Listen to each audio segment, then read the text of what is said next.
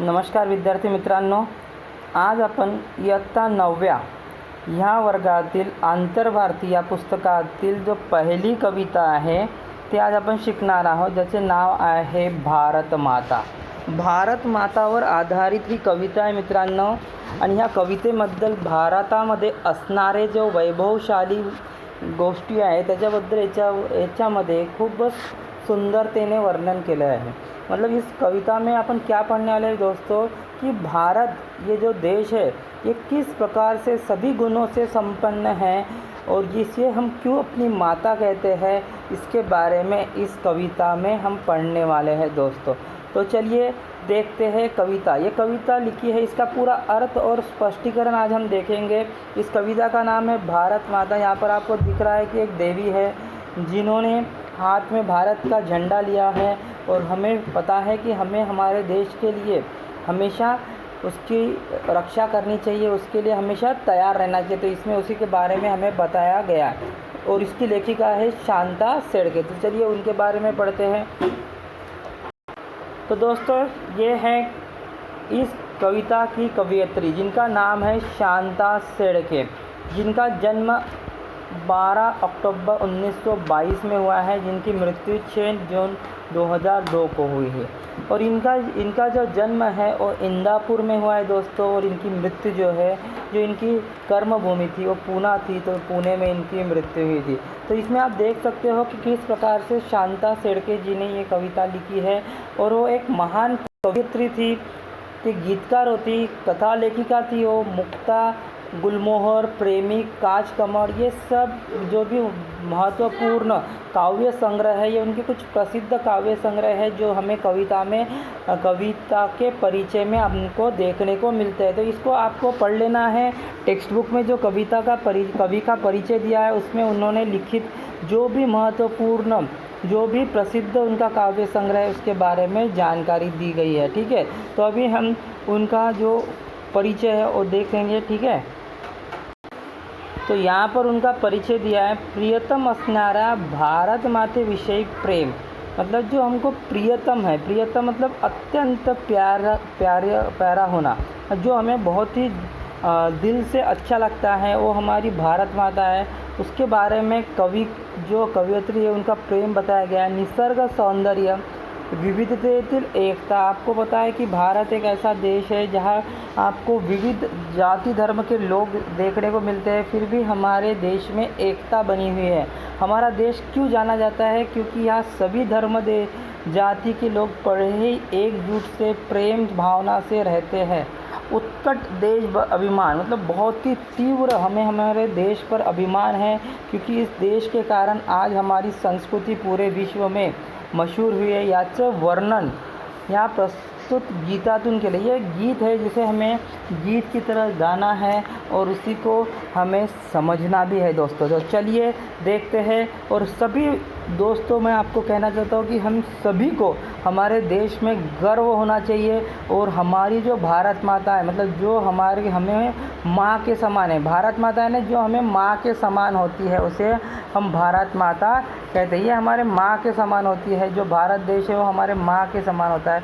उसकी हमें हमेशा इज्जत करनी चाहिए, उसको हमेशा हमें रिस्पेक्ट देना चाहिए, आदर दिला पाहिजे, असंच मी तुम्हाला या कवितेच्या माध्यमातून सांगतो. तर आता आपण काय करूया मित्रांनो, कविता समजून घेऊया. चला.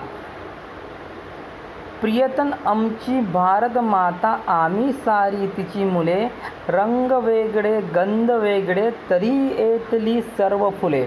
कितना मधुर देखो गीत है, कितना मधुर यहाँ पर उनका जो वर्णन है वो किया गया है कि प्रियतम म्हणजे अत्यंत प्रिय असणारी, प्रियतम म्हणजे खूप जास्त प्रिय असणारी आमची भारत माता है. मतलब हमको हमारी भारत माता दिल से ज़्यादा प्रिय है, दिल से ज़्यादा पसंद है.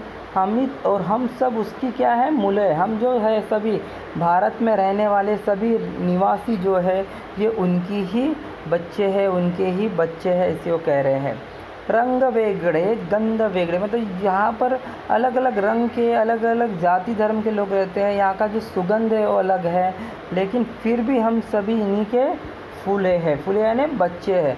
भले ही यहाँ पर भले कोई भी जाति धर्म का इंसान क्यों ना हो, तो वो सभी इस भारत माता के ही बच्चे हैं, ऐसी उनका कहना है। देखो कितना प्रिय संदेश वो देना चाह रहे हैं कि आप भले ही किसी भी धर्म के हो, यहाँ पे अलग अलग धर्म आपको देखने मिलेंगे, अलग अलग धर्म की अलग अलग विशेषताएं आपको देखने को मिलेंगी, फिर भी सभी के लिए भारत एक माता, एक मतलब वैभवशाली चीज़ है जिसको हम सभी मानते हैं और जिसके हम सभी बच्चे हैं। ठीक है।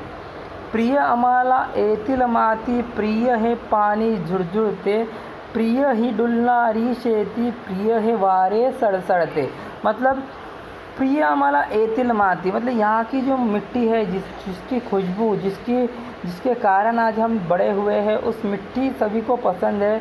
और यहाँ का सभी कुछ प्रिय हम आम्हाला येथील माती, यहाँ की मिट्टी हमको पसंद है। प्रिय है पानी झुळझुळते, ये जो नदी का पानी झुळझुळ आवाज़ करते हुए, जो पानी का आवाज़ करते हुए बह रहा है, अलग अलग नदियों से उसका उगम हो रहा है, वो आवाज़ हमें पसंद है, उसका बहना हमें पसंद है, ऐसे वो कवि कह रहे हैं। प्रियकर है डुलनारी शेती, और ये जो डुलनारी शेती है, मतलब जो हवा के कारण, हवा जब आती है तो ये जो खेत है, खेत में जो धान होते हैं वो किस प्रकार से हवा के झोंके से यहाँ वहाँ जाते हैं, वो भी हमें काफ़ी प्रिय है और देखने को भी काफ़ी अच्छे लगते हैं, प्रिय लगते हैं। तो वो डुलनारी खेती हमें पसंद है। प्रिय है वारे सड़सड़ते, और ये जो हवा चलती है आवाज़ करते हुए, सड़सड़ आवाज़ करते हुए, ये भी हमें प्रिय है। मतलब भारत की हर एक चीज़ जो भारत माता ने तैयार की है, निसर्ग ने बनाई है, वो सभी चीज़ हमें अत्यंत प्रिय है। प्रियतम आमचा धवल हिमालय, बघे भिडिया जो गगना, प्रियतम आमचे सह्य विंध्य, प्रियतम या गंगा जमुना। मतलब यहाँ पर उन्होंने हमारा जो भारत का सबसे बड़ा जो पर्वत है हिमालय, उसकी विशेषता बताई गई है कि किस प्रकार से वो धवल रंग का है। धवल यानी सफ़ेद रंग का हमारा जो पर्वत है, जिसपे आजू बाजू में पूरी बर्फ़ से लदा हुआ वो हिमालय पर्वत है। आप देखेंगे तो वहाँ पर पूरा हिमालय पर्वत बर्फ़ से ढका हुआ है। काफ़ी उसे देखकर उसकी खूबसूरती का अंदाज़ हमें आ जाता है दोस्तों। और वो ऐसा लगता है कि वो गगन को जाके, मतलब आसमान को जाके, मतलब छूने की कोशिश कर रहा है, भिड़ गया है आसमान को जाके, वो स्पर्श करने की कोशिश वहाँ पे कर रहा है, हमें ऐसे लगता है। तो वो हमारा एक मतलब क्या है, गर्व है। हिमालय पर्वत हमारा एक गर्व है, हमारे देश की गर्व की बात है, जिसके कारण हमारे देश की भी रक्षा होती है दुश्मनों से। प्रियतम आमचे सह्य विंध्य, मतलब ये जो सह्याद्री वगैरह पर्वत है, विंध्य पर्वत है, ये भी हमारे लिए उतने ही प्रिय है जितना हिमालय पर्वत है। हिमालय पर्वत भी प्रिय है, और जो सह्याद्री विंध्य पर्वत है वो भी हमें काफ़ी प्रिय है। और यहाँ पर जो बहने वाली नदियाँ हैं, जैसे गंगा, जमुना, सरस्वती, गोदावरी, जो भी बड़े बड़े नदियाँ यहाँ पे बहती है, ये सभी नदियाँ हमारे लिए काफ़ी प्रिय है, जो हमें खेती के लिए, पीने के लिए और हमारे देश का वैभव बढ़ाने के लिए हमेशा हमें मदद करती है दोस्तों। ठीक है। मानव सारे समान असती, शिकवण ही जगतास दिली, या मातेची मुले सद्गुणी, सर्व जगाला प्रिय झाली। इसका अर्थ क्या आता है दोस्तों, यहाँ पर सभी जाति धर्म के लोग कैसे समान है। कोई भी जाति, जैसे ये हिंदू है, मुस्लिम है, सिख है, ईसाई है, ये भले ही कोई भी जाति धर्म को हो, लेकिन जब ये साथ आते हैं तो ये भारतवासी बन जाते हैं। कौन बन जाते हैं? भारतवासी। इस वजह से इनमें कोई डिफरेंस नहीं रहता है, सब एक हो जाते हैं। तो इस वजह से यहाँ की सभी मानव, सभी इंसान एक है। और यही हमने जो दुनिया है उसको सीख दी है कि भारत में भले ही जाति धर्म के लोग अलग है, विविध प्रकार की बोलियां बोली जाती है, लेकिन देश एक ही है और हम सब एक है। ऐसी हमने दुनिया को क्या दी है, एक प्रकार की जो हमने उनको शिकवण दी है। या मातेची मुले सद्गुणी, और भारत माता की जो भी मूल्य हैं वो काफ़ी सद्गुणी है, मतलब सदाचारी है, गुणवान है, मतलब अच्छे विचारों के, अच्छे चरित्र के हैं, वो कभी किसी का नुकसान नहीं करेंगी। ऐसी भारत माँ वो मतलब हमेशा सभी के प्रगति के लिए ही प्रयत्न करती है, सद्गुणी है, सदाचारी है, गुणवान है, सर्व जगाला प्रिय झाली। और जिस वजह से आज हमारे देश के जो बच्चे हैं वो सभी दुनिया को प्यारे हैं। इस वजह से भारत का रहवासी आप दुनिया के कोई भी कोने में जाओ, वहाँ पर अपने देश का झंडा लहराते हुए ज़रूर नज़र आता है दोस्तों। आता है कि नहीं आता है? तो ये हमारे देश की एकता का सबूत है। इस वजह से हमारे देश में जो भी बच्चे तैयार होते हैं वो दिल से अच्छे होते हैं, वो कभी किसी का नुकसान करते नहीं है। दूसरों की खुशी के लिए खुद की खुशी कुर्बान कर देते हैं हमारे दोस्तों। इस प्रकार की हमारे देश की शिकवण है दोस्तों, ठीक है।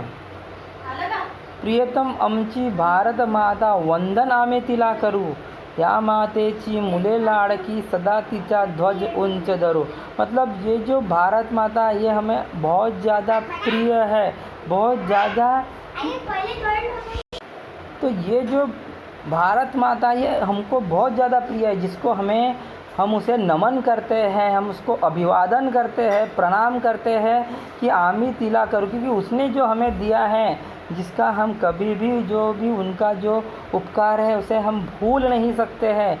इस वजह से या मातेची मुले लाडकी सदा तिचा ध्वज उंच धरो, मतलब हमेशा हमारे देश का जो ध्वज है, जो झंडा है, इसको हमें ऊंचा ही रखना है। उसके लिए इसी प्रकार से हमें प्रयास करना है और हमारे देश पर किसी प्रकार की आँच न आए, इसके लिए हमें प्रयास करना है। इस कविता में यही सीख हमें दी है दोस्तों। तो काफ़ी प्रिय, काफ़ी सुंदर गीत जो शांता शेरके ने यहाँ पर लिखा है, इसका आज मैंने काफ़ी अच्छी तरीके से आपको वर्णन करने का प्रयत्न किया है दोस्तों। ठीक है, चलिए, धन्यवाद।